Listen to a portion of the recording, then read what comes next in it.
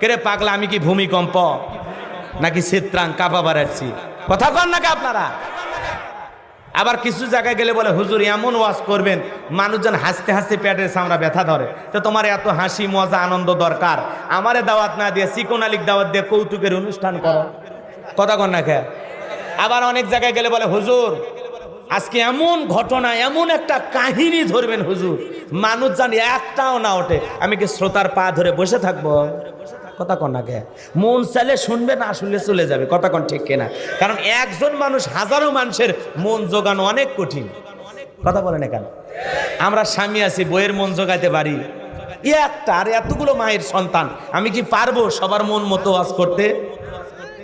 এই যে মাদারীপুরে গিয়েছিলাম, কয় হুজুর আজকে এমন বয়ান করবেন মানুষজন চোখের পানি ছেড়ে দিয়ে কাঁদে। আমি বললাম পাগলা রে, বাপ মরে গেলেও কান্দে না।